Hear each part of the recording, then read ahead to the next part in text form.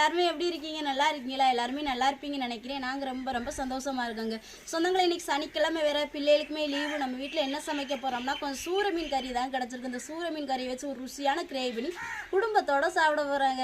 இப்போ வாங்க வீடியோக்குள்ளே போகலாம். சொந்தங்களை வீடியோக்குள்ளே போகிறதுக்கு முன்னாடி நம்ம வீடியோ பதிவு பிடிச்சிருந்தா ஒரு 4 பேருக்கு ஷேர் பண்ணி நம்மளுக்கு சப்போர்ட் கொடுங்க சொந்தங்களே. சொந்தங்களை இன்றைக்கி நம்ம வீட்டு கறிக்கு வந்து சூர மீன் கறி தான் எடுத்துருக்கோம். இந்த சூர மீன் கறி நம்மளுக்கு எப்படி இருந்துச்சுன்னா, நம்ம தம்பி போன படங்களை தான் எடுத்துகிட்டு வந்திருந்தோம். இது சூர மீன் கறி கிடையாது சொந்தங்களே, சூர மீன் தலை. இதில் உள்ளதை வந்து 4 பேர் பங்கு வச்சதில் நம்மளுக்கு ஒரு பங்கு வந்திருக்கு. இதை போட்டுத்தாங்க ருசியான கிரேவி பண்ணி நம்ம குடும்பத்தோடு சாப்பிட போகிறோம். நீங்கள் இந்த சூர மீன் கறி சாப்பிட்ருக்கீங்களா, சாப்பிட்டதில்லைன்றதை வீடியோக்கில் கமெண்ட்டில் சொல்லுங்கள் சொந்தங்களே. சொந்தங்களை சூர மீன் கறி வைக்கிறக்காண்டி சூர மீன் நல்லா சுத்தமாக கழுவி எடுத்துக்கிட்டாச்சு. இன்றைக்கி சூர மீன் கறி நம்ம எப்படி வைக்க போகிறோம்னா, பீப் கறி வச்சோம்ல அப்படித்தாங்க இன்றைக்கி வைக்க போகிறோம். இப்போ கிரேவி வைக்கிறக்காண்டி சட்டி அடுப்பில் வைப்பாங்க.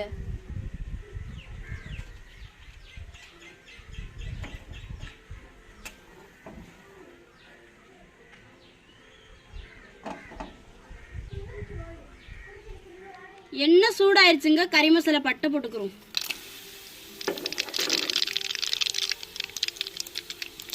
நம்ம வெட்டி வச்ச பெரிய வெங்காயத்தையும் சேர்த்துக்கிறோம்.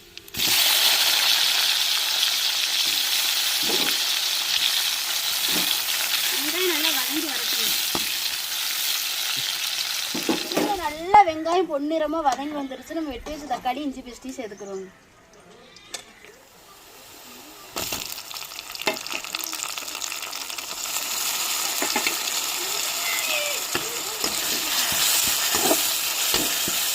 நல்லா எண்ணெயிலேயே வெங்காயம் தக்காளி இஞ்சி பேஸ்ட்லாம் நல்லா வதங்கி வரட்டும். சொந்தங்கள தக்காளி வெங்காயம் இஞ்சி பேஸ்ட்லாம் நல்லா வதங்கி வந்துருச்சு. இதோட நம்ம சூரக்கறியை சேர்த்துக்கிறோங்க.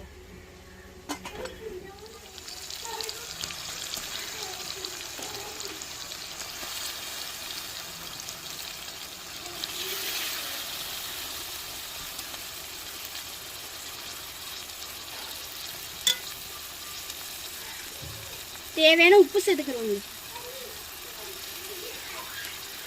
லைட்டாக தண்ணி ஊற்றி கிண்டி விட்டுக்கணும்.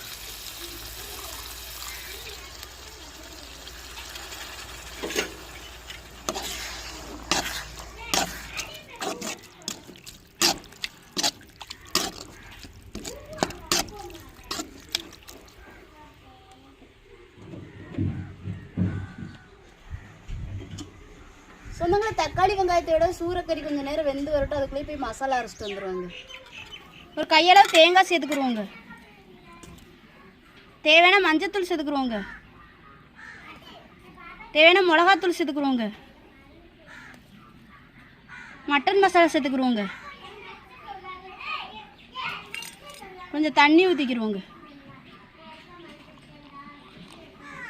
சொந்தங்களை தக்காளி வெங்காயத்தோடய சூர மீன் கறி கொஞ்சம் நேரம் வெந்து வந்துருச்சு. நம்ம மசாலையுமே இப்போ அரைச்சிட்டு வந்தாச்சு. இப்போ மசாலையே சேர்த்துக்கிறோங்க.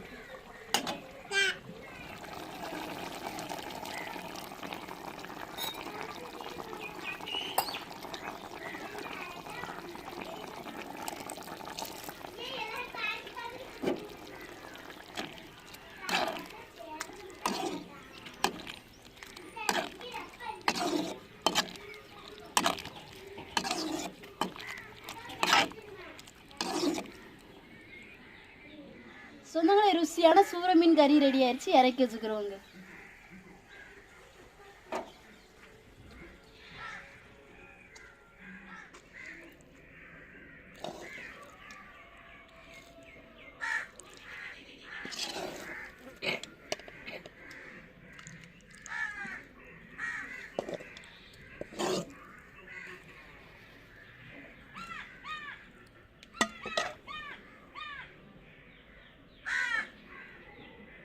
ஹாய் சொந்தங்களே, நம்ம வெள்ளனையும் சமையல் வேலையை முடிச்சாச்சு. ஏன்னா காலையிலையும் சாப்பிடல, அதனால தான் வெள்ளனையும் முடிஞ்சிட்டு இப்போ நம்ம குடும்பத்தோட சாப்பிட போகிறோம் சொந்தங்களே. நீங்களும் ஒரு நாளைக்கு வாங்க சொந்தங்களும் சேர்ந்து சாப்பிடணும். சாப்பிடுமா?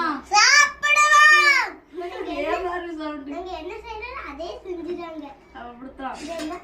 நீங்க தான் அக்கா தங்கச்சி தான் போறேன். எனக்கு அது நம்பியா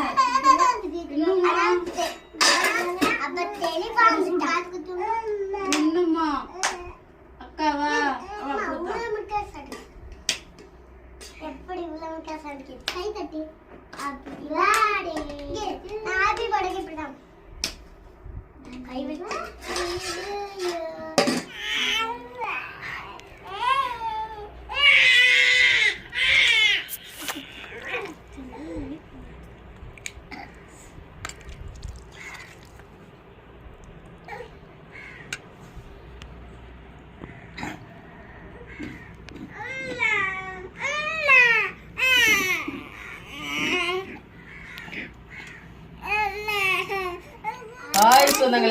எல்லாரும் எப்படி இருக்கீங்க? நல்லா இருக்கீங்களா? எல்லாருமே நல்லா இருப்பீங்கன்னு நினைக்கிறேன். இன்னைக்கு சனிக்கிழமை, பிள்ளைங்களும் நம்ம கூட இருக்காங்க. அதுக்கு ஏற்ற மாதிரி வந்து அவங்க தம்பி கடலுக்கு போயிட்டு வந்து அவங்களுக்கு வந்து சூர மீன் கறி வேற கொடுத்துருந்தாங்க. பிள்ளைங்க இருக்கிறதுக்கும் இந்த சூர மீன் கறியை வச்சு ஒரு கிரேவி பண்ணி குடும்பத்தோட சாப்பிட போறாங்க. நீங்களும் ஒரு நாள் வாங்க, எல்லாருமே சேர்ந்து சந்தோஷமா சாப்பிடுவோம். என்னத்தா அள்ளி சாப்பிடுங்க தான் தங்கம். என்னாக்கு என்ன சாப்பிடுங்க தான் தங்கம். உங்களுக்கும் ஏத்த மீன் தான் மச்சான். நீங்க எல்லாம் இந்த சூர மீன் கறி சாப்பிட்டுருக்கீங்களா, சாப்பிட்டதுலன்றத கமெண்ட்ல சொல்லுங்க. சொன்னாங்க அது போக உங்க வீட்டுல எனக்கு என்ன சமையல் அப்படின்னு சொல்றதையும் கமெண்ட்ல சொல்லுங்க. சூர மீன் கறி சூர மீன் கறிலாம் கிடைச்சா வந்து வீணாக்கிறாதீங்க சொன்னாங்களே. கறி மாதிரி கிரேவி பண்ணி சாப்பிடுங்க. சாப்பிட்றதுக்கு அவ்வளவு ஒரு டேஸ்டா இருக்கும். பதார்த்தமா மீன்கள் மாதிரிதான் இருக்கும் சூர மீன்.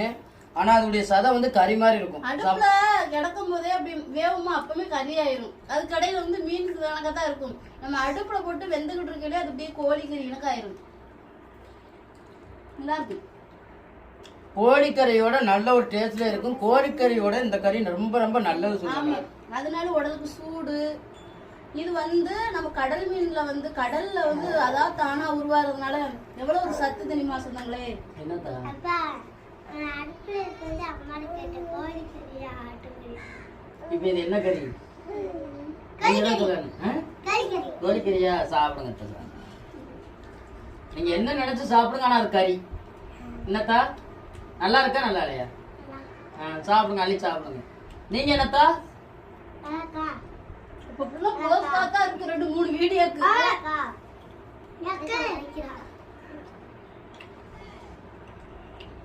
வயிற்றுச்சல் படலாம் சொன்னாங்களே. ஆனா இப்படி எல்லாம் வயிற்றுச்சல் படுவாங்களா அப்படின்னு சொல்றது எனக்கு தெரியவே இல்லை. காலையில தூங்கி எந்திரிச்ச உடனேயே நம்மள திட்டணுமே சொல்லி கமெண்ட் பண்ணிருக்காங்க. என்ன பண்ணிருக்காங்கன்னா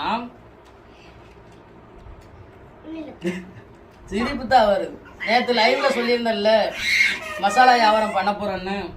நீ என்ன வியாபாரம் பண்ணாலும் உன்ட்ட ஒரு வயலும் வாங்க மாட்டான். ஏங்க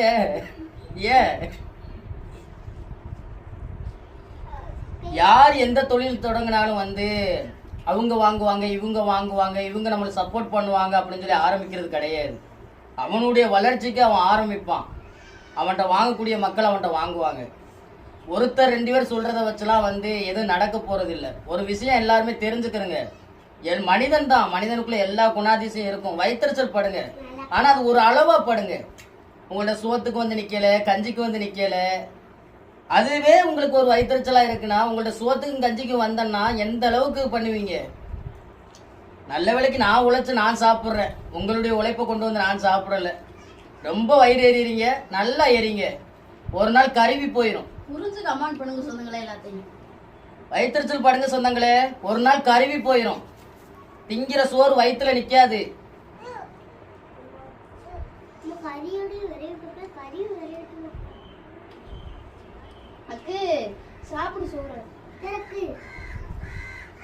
நான் ஒரு பிசினஸ் தொடங்கி அதுல வாழ்க்கையில முன்னேறணும் அப்படின்னு சொல்றதுலாம் அவசியம் கிடையாது. கடவுள் எனக்கு எதுல ஆசீர்வாதத்தை வச்சிருக்காலும் அந்த ஆசீர்வாதம் எனக்கு கிடைச்சிக்கிட்டே தான் இருக்கும்.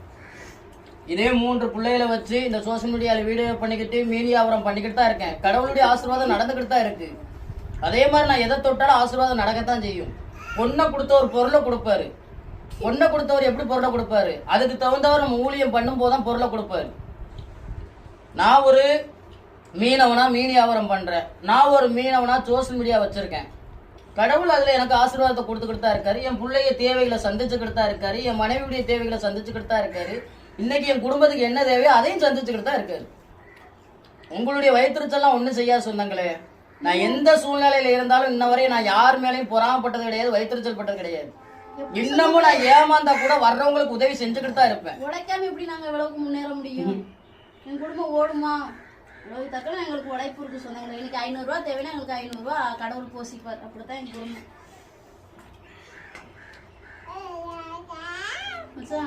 சூர மீன் கறிக்கும் ரசத்துக்கு எப்படி இருக்கு? கிடைச்சா விட்டுறாதீங்க சொன்னீங்களே. செமையா இருக்கு. கறி என்ன சொன்னாங்களே, கறி மீன் கறியை சாப்பிட்டு பாருங்க, அவ்வளோ டேஸ்டா இருக்கு. சூரம் எல்லாம் கிடைச்சா குழம்பு வச்சிடாதீங்க சொன்னாங்களே. அதை கறி மாதிரி தான் சாப்பிடணும். இந்த சூர மீனை நீங்க குழம்பு வச்சுட்டீங்கன்னு நினைக்கிறேன், அது ஒரு வேற டேஸ்ட்டில் போயிடும். சூர மீனுடைய டேஸ்ட்டை வந்து குழம்பு வைக்கும்போது முழுமையாக நீங்கள் உணரவே முடியாது, அது வேற மாதிரி இருக்கும். ஆனால் நீங்கள் கறியாக சமைச்சு சாப்பிடும்போது அதனுடைய டேஸ்ட் வந்து தனித்துவமாக தெரியும், சாப்பிட்டுக்கு இருக்கவே தோணும். அவங்க கறியை புறக்கி புறக்கி சாப்பிட்றாங்க, அதுலயே விரவி சாப்பிடுறோம்ல, அவ்வளவு டேஸ்டா இருக்கும். இதான் இதோ இங்கிலீஷ்ல ஒரு சொன்னாங்க ஒரு நேரம் கேட்டாங்களா, டோனா பீஸ் அப்படின்னு. இதானா டூனா பீஸ்? டூனா பீஸா இங்கிலீஷ்ல, தமிழ்ல சூர மீன். ஆனா இந்த சூர மீன்லயே காக்கா சூரை இருக்கு, சீலா சூரை இருக்கு, எலிச்சூரை இருக்கு. இதுல எது டேஸ்டா இருக்கும்? சூர மீன் வகைகள் எல்லாமே ஒரே மாதிரியான டேஸ்ட் தான். இந்த மீன் தான் அவ்வளவு டேஸ்டா இருக்கும், அந்த மீன் தான் அவ்வளவு டேஸ்டா இருக்கும் கிடையாது. என்ன சூர மீன்ல ஒண்ணு என்ன சொல்லுவாங்கன்னா, அதிகமா சாப்பிடும்போது அரிப்புத்தன்மை ஏற்படும் சொல்லுவாங்க. ஏன்னா அதிக ரத்தம் உள்ள மீன் இது. உதாரணமா தோல் பிரச்சனை உள்ளவங்க சாப்பிடக்கூடாது, இது அதிக ரத்தம் உள்ள மீனால அரிப்புத்தன்மைகள் அதிகமா இருக்கும். ரொம்ப ரெகுலரா சாப்பிடாம எப்ப ஒரு நேரம் தொட்டுக்க கணக்கா தொட்டுக்கலாம் போல. இதை எடுத்து இந்த மீன் வாங்கி சனி ஞாயிறு பயன்படுத்தலாம். கோழிக்கறி வாங்குறவங்க இந்த மீனை வாங்கி சாப்பிடலாம்.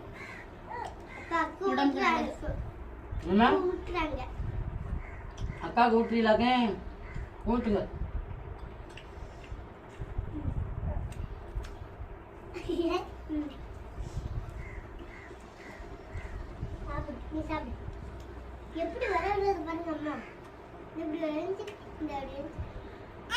ஆனா ஒண்ணு, நம்ம லைவ் பண்ண நாட்கள்ல இருந்து என்னுடைய ஒரிஜினல் குணத்தை நான் வெளிப்படுத்தியிருக்கேன். சோசியல் மீடியா பொறுத்தவரைய பெரும்பால் பேர் தன்னுடைய கோபத்தை வெளிப்படுத்த மாட்டாங்க.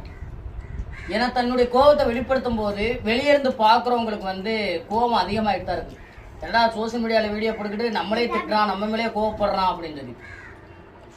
ஆனா நான் படக்கூடிய கோபமா இருக்கட்டும், நான் நடந்துக்கிற கூட நிறைய விஷயங்கள் இருக்கட்டும், ஒரு தவறான ஒரு கமாண்ட் வரும்போது மட்டும்தான் நான் கோவப்பட்டே பேசுவேன். ஏன்னா லைவ் பண்றது நானே என் மனைவி ஒரு நாகரிகம்லாம் பண்ணிக்கிறேன்னா நீங்க சொல்றதை நான் ஏத்துக்கலாம்.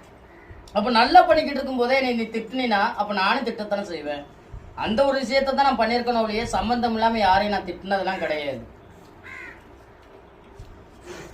ஆனா நீங்க 1000 கேள்வி கேட்கறீங்க, நான் ஒரே ஒரு கேள்விதான் கேட்கிறேன்.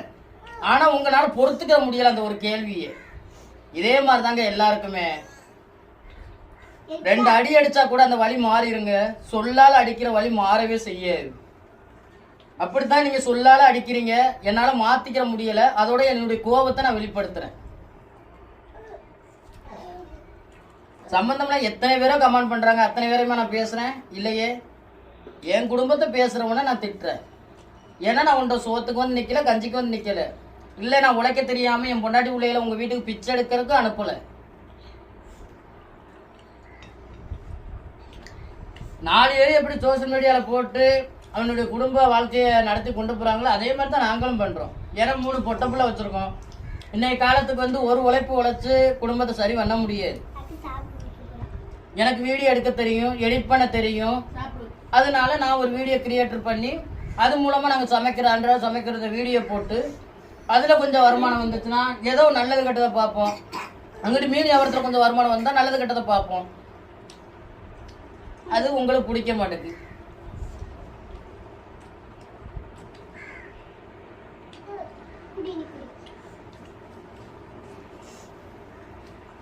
தெரியுமா? சொந்தங்கள் சொல்ல வேண்டிய சொல்லுங்க தான். சொந்தங்களே, இன்னைக்கு நம்ம வீட்டுல சூரிய மீன் கறியில கிரேவி பண்ணி குடும்பத்தோட சாப்பிட்டது எப்படி இருந்துச்சு வீடியோ கீழே கமெண்ட்ல சொல்லுங்க. இந்த வீடியோ பத்தி உங்களுக்கு பிடிச்சிருந்தா லைக் பண்ணுங்க, ஷேர் பண்ணுங்க, நம்மளுக்கு சப்போர்ட் கொடுத்து ஆதரவு பண்ணுங்க. சொல்லுங்க. பெரியம்மான்னு சொல்லல, செனிமா.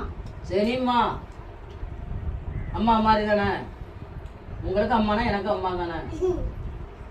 தாய்க்கப்படும் தாரம் தானே. புரியுதா? எங்க அம்மா பெத்து ஒரு 26 வருஷம் வளர்ப்பாங்க. அதுக்கப்புறம் எனக்குன்னு ஒரு வாழ்க்கையை அமைச்சு கொடுப்பாங்க. இவங்க தான் இனி சாகுற வரையை பார்த்துக்குருவாங்க. அப்புறம் இவங்க எனக்கு ஒரு தாய்மார் தானே. புரியுதா சொல்றது? அப்பா சொல்றது. பெண்கள் என்னைக்குமே அம்மா தான்மா. அந்த அம்மான்னு சொல்ற ஒரு ஸ்தானம் தானமா உங்களுக்கு பெருசு. ஆசைப்பட்ட எல்லாத்தையும் காசு இருந்தா வாங்கலாம், அம்மாவை வாங்க முடியாது. வாங்க முடியுமா? அந்த பாட்டு தான். சரியா?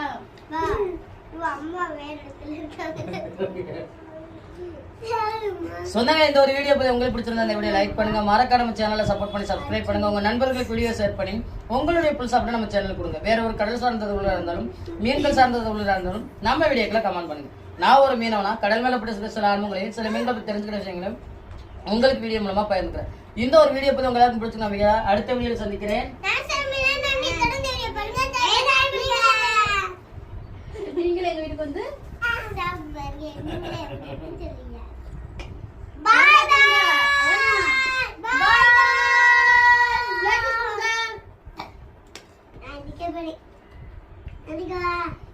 ஏன்டா வீடியோ எப்ப முடியும் அவங்க எந்திக்கலாம் இருப்பாங்க.